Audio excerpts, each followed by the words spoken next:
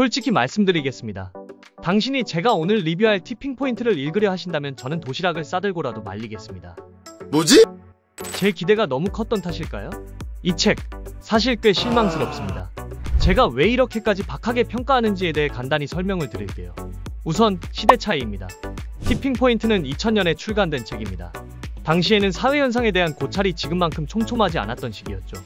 하지만 지금은 누구나 유행이 작동하는 방식의 전제 조건인 인플루언서, 바이럴, 밈과 같은 단어를 일상적으로 사용하고 있습니다. 많은 사람들이 SNS를 통해 콘텐츠를 크리에이팅하며 직간접적으로 이런 유행이 퍼지는 방식에 대해 학습할 기회가 많아졌기 때문이죠. 두 번째는 방법론의 빈칸입니다. 책에서 제가 가장 실망한 부분은 방법론에 엄청 큰 구멍이 있다는 거예요. 유행을 만드는 세 가지 요소를 어떻게 발견했는지에 대해 장황하게 서술하지만 그걸 어떻게 만들 수 있는지에 대한 구체적인 방법론이 이 책엔 없습니다. 그래서 보고 나면 좀 허무해요. 그래서 어쩌라는 거지? 가 계속 머리에 맴돕니다. 세 번째, 변수의 홍수입니다.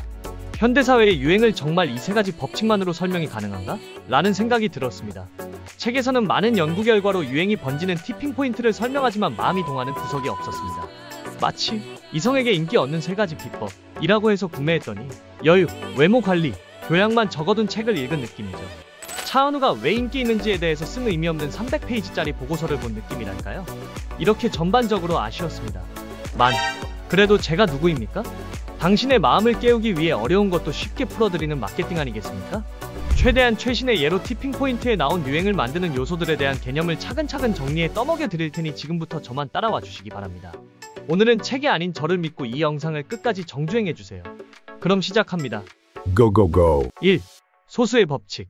첫 번째, 소수의 법칙이에요. 전체 인구 중 아주 특별한 몇 명이 입소문에 불씨를 지피고 나머지가 그 불꽃을 바라보며 따라붙는 현상이라고 이해하면 됩니다. 이때 글래드웰은 핵심 인물을 세 부류로 나눠요. 그게 바로 커넥터, 메이븐, 세일즈맨입니다. 각각 어떤 사람인지 그리고 어떤 힘을 발휘하는지 살펴볼게요. 책에서 가장 중요한 개념이니 꼭 집중해주세요. 커넥터, 사람 전화번호부, 친구의 친구, 동호회, 동호회까지 줄줄이 연결하는 인맥 허브입니다. 주위에 꼭 한 명씩은 있는 인맥 부자죠.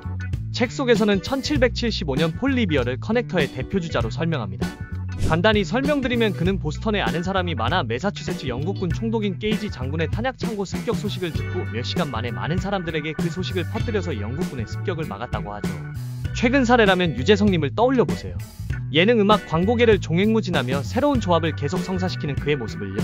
이런 넓은 인맥을 가진 커넥터가 유행을 만드는 데 필요한 첫 번째 요소 중 하나라고 책은 이야기합니다. 하지만 인맥만으로 유행이 만들어지진 않겠죠. 메이븐, 정보 덕후. 그래서 필요한 게 바로 이 메이븐입니다. 메이븐은 가격, 성능, 숨은 꿀팁까지 샅샅이 파헤쳐 믿을 만한 팁으로 요약해주는 사람입니다. 주변은 이들의 한마디에 바로 지갑을 열죠. 책에서는 글래드웰이 인터뷰했던 마크 알퍼트라는 쿠폰, 항공 마일리지, 신제품 리뷰 등을 머릿속에 데이터베이스처럼 저장한 사람이 나옵니다. 요즘은 통칭 매니아 내지는 덕후로 표현되는 사람들이죠. 이들이 이야기하는 정보는 매우 믿을만합니다. 무슨 뜻인지 이해하시죠? 요즘으로 치면 IT 유튜버 이썸님 같은 분이 이런 사람입니다. 새 스마트폰이 나오면 24시간 만에 뜯어보며 장단점을 데이터로 정리하죠. 그 영상 하나가 소비자 구매 방향을 좌우할 정도로 영향력이 커요. 저는 사실 요즘 시대에는 메이븐이 콘텐츠를 만드는 순간 다른 요소 없이도 유행의 단초가 될 수 있다고 보는데요. 책에서는 여기에 하나의 요소를 덧붙입니다. 세일즈맨, 설득 머신.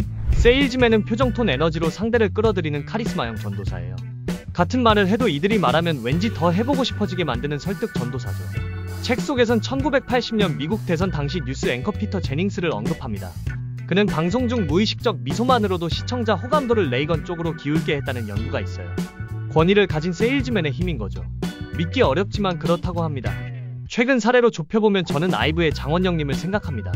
특류 퀴즈 온 더 블럭 출연 당시 요즘 읽고 있는 책으로 초역 부처를 언급하자 방송 직후 해당 책이 베스트를 찍었어요. 나온 지가 좀 된 책이었는데 그때 시작된 역주행으로 아직도 셀러 상단 목록에 이 책을 볼 수 있죠. 설득력 넘치는 세일즈맨 파워를 증명한 겁니다. 정리하면 어떤 트렌드든 이 세 유형이 한 팀처럼 움직이면 티핑 포인트에 도달하기 쉽다는 겁니다. 실제로 2022년 포켓몬빵 리바이벌도 비슷한 구도로 번져나갔어요. 커넥터, 편의점 알바생, MG 인플루언서 등이 SNS 인증으로 네트워크에 불을 붙였고, 메이븐, 띠부띠부실 종류 확률 재출시 일정 같은 정보를 빠르게 정리해 공유했습니다. 세일즈맨, 유튜버 스트리머들이 빵 구하기 챌린지로 흥을 돋우며 상품 가치에 감정을 실었죠.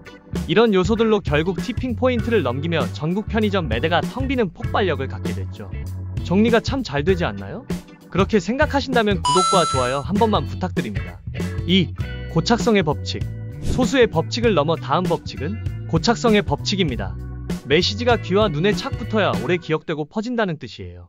이 법칙이 제가 이 책에서 느낀 가장 아쉬운 부분인데요.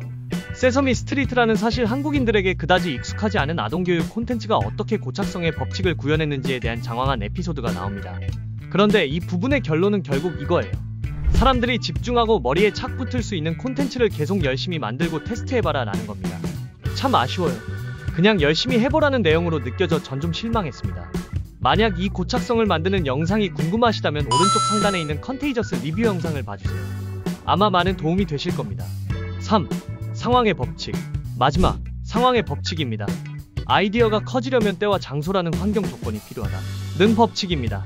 책 속에서는 1990년대 뉴욕 지하철 깨진 유리창 프로젝트를 소개합니다. 많이들 아시겠지만 짧게 설명드리면 뉴욕 지하철의 낙서 무임승차 같은 작은 무질서를 싹 없애자 강력범죄가 덩달아 눈에 띄게 줄었다는 이야기입니다.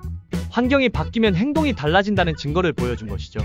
최근 사례로는 2023년 넷플릭스 계정 공유 금지 발표가 해당될 것 같아요. 공유 계정 차단 정책이 나오자 이용자들이 우르르 떠날 거란 예상과 달리 새 유료 가입자가 급증했어요.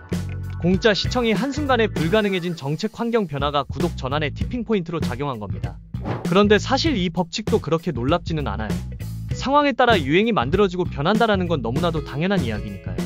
고착성의 법칙만큼 사실 아쉬운 내용입니다. 아우트로 정리해볼까요? 티핑 포인트는 작지만 결정적인 순간을 3가지 법칙으로 보여줬어요. 이 법칙을 실전 팁으로 바꾸면 이렇게 쓸 수 있습니다.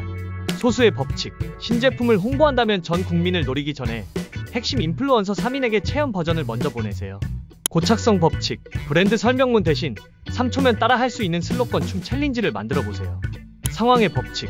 이벤트 날짜와 장소 그리고 타깃의 심리적 온도를 정확히 짚으면 전환율이 껑충 뜁니다. 이 정도로 정리할 수 있을 것 같습니다. 정말 최선을 다했는데 이 정도가 제가 정리할 수 있는 끝인 것 같네요. 그래도 만족하셨으리라 믿습니다. 아마 이 영상으로 제 채널 구독자 1000명이 달성되지 않을까 싶습니다. 미리 감사의 인사를 전합니다. 그리고 하나 개인적인 이야기를 하자면 이 채널을 만들 때 스스로 구독자 1000명 이후부터는 마케팅이나 돈 버는 책뿐만 아니라 다양한 주제의 책을 리뷰할 계획을 갖고 있었습니다. 물론 이 채널의 원류는 돈 버는 것에 대한 이야기이기 때문에 다른 분야의 책도 이런 관점에서 해석하려 노력하겠지만 저는 사실 인문이나 철학, 역사 등의 분야에도 관심이 많거든요. 어떤 주제의 책도 당신의 마음을 깨운다는 저의 슬로건을 지키기 위해 노력할 터이니 리뷰를 원하는 책이 있으시다면 꼭 댓글에 작성해주세요. 열심히 읽고 당신의 지식과 감성을 저희 인사이트로 채워드리겠습니다. 영상이 마음에 드셨다면 구독, 좋아요, 알림 설정 부탁드리며 영상을 보고 나니 떠오른 영감이나 할 말이 있으시다면 댓글 부탁드립니다. 영상을 시청해주셔서 감사합니다. 지금까지 저는 당신의 마음을 깨우는 띵킹 마케팅이었습니다. 좋은 하루 되세요.